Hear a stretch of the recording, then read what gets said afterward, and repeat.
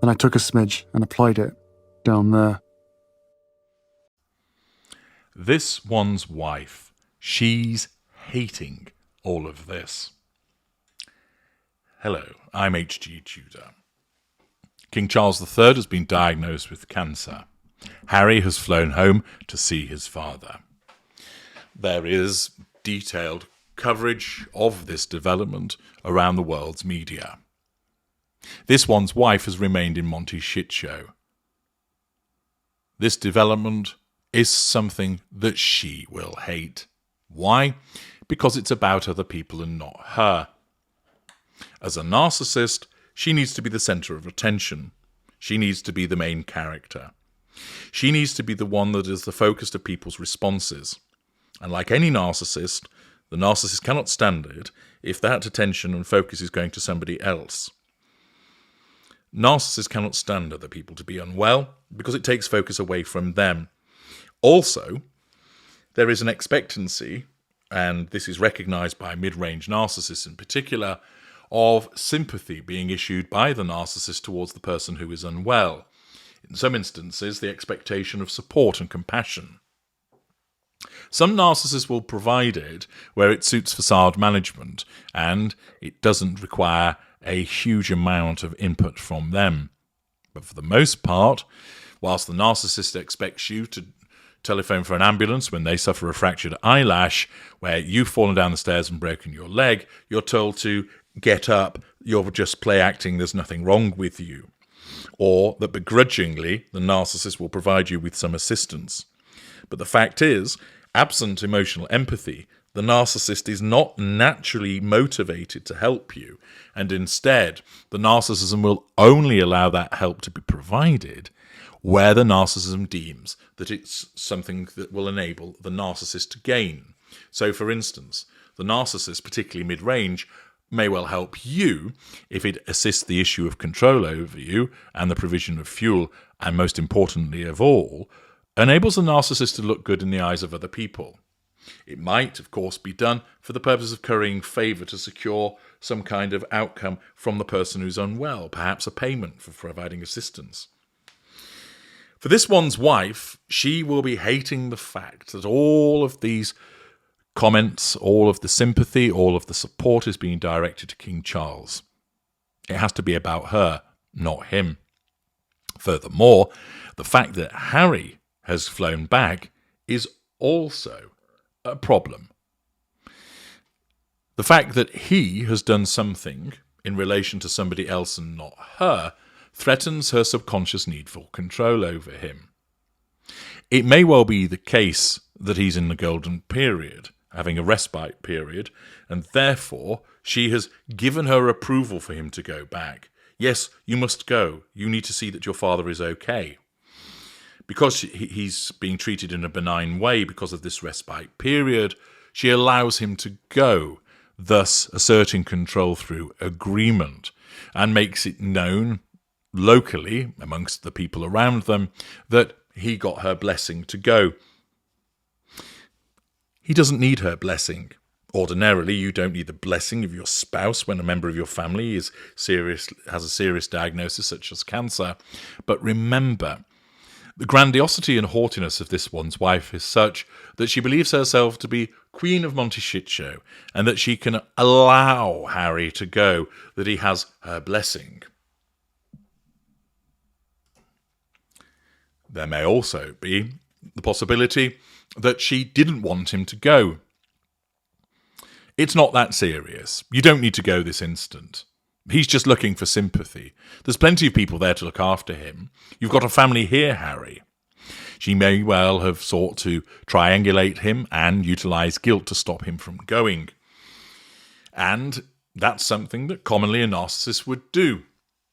Where the intimate partner primary source says, I'm going to go away from you and go and spend time with somebody else, that is a threat to the narcissist's need for control. It also means that a large segment of the fuel that she receives is being taken away, and the narcissism will not like it. Therefore, it causes the narcissist to issue what's known as a preventative Hoover. Although Harry's not ending the relationship, he is moving away from her for a period of time by flying overseas, and the narcissism will not like that. Therefore, it compels her to take action to try and prevent it from happening. A mid-range narcissist such as her is most likely to use guilt and pity play. How can I manage without you? We've got important things going on here, Harry. He's got plenty of help. You'll be able to go and see him later on, but now's not a good time. Evidently, it failed. So either he's in a respite period when she gave him the blessing to go, or Harry, despite the attempts to guilt trip him into staying, decided, no, I'm going, and therefore rejected her preventative hoover. The fact that all the talk is about Charles, the talk is about Harry, the talk is about William, will not go down well with her at all. I wouldn't be surprised if we start to see some more PR puff pieces being pumped out in order to try and take that attention away from King Charles's diagnosis. But there's an even bigger threat on the horizon for this one's wife, which means she's hating all of this. And that is the possibility that an event such as this could jolt Harry out of his fog and lead to reconciliation. This one's wife does not want reconciliation to occur. Reconciliation takes the focus away from her. It means that Harry comes more under the control of his family and not her. It means that her carefully constructed situation in the United States then comes under threat, because it may well be the case that Harry would want to return to the United Kingdom and move his family back there. That is a massive threat to her control, essentially having to return to the lion's den. A reconciliation also means that Harry, in effect, would be seen to forgive the members of his family for what they'd done towards her. And it's for her to issue that forgiveness, not him. And in the circumstances, the fact of her having to make nice with the royal family because there's been a reconciliation is another threat to her control. The fact that Harry is steered towards reconciliation is a threat to control. The fact that he has cordial relations again with members of his family, particularly the nemesis, amounts to a threat to control. And therefore, in the circumstances, him going weakens her control over him and raises the spectre of reconciliation, which is hugely problematic. She will, of course, be hoovering Harry hard, telephoning him, messaging him, ensuring that he is under control. She'll also want to be receiving information from Harry about what's going on, what the diagnosis is, how serious it is, what treatment he's having, what stage the king's cancer is at. And, because she is no respecter of boundaries, there is every chance that this information will find its way into the public domain, leaked by her. Essentially, she'll approach it on the basis of, I know something you don't. It's typical of narcissists to revel in holding information that other people do not have, because that knowledge is power with regard to the issue of control and fuel. And therefore she'll want to lay her hands on this information. But at this moment in time, she's very much hating the situation that has arisen. Publicly, she'll have to maintain a facade of concern, that it's awful what's happened and we all wish him well, although there has been no public statement from her so far.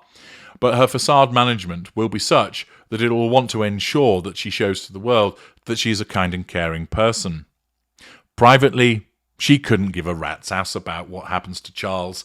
Indeed, she will find this development wholly annoying, irritating and irksome, because it takes the focus away from her and places it elsewhere. And it's also threatening her control over Harry. I'm H.G. Tudor.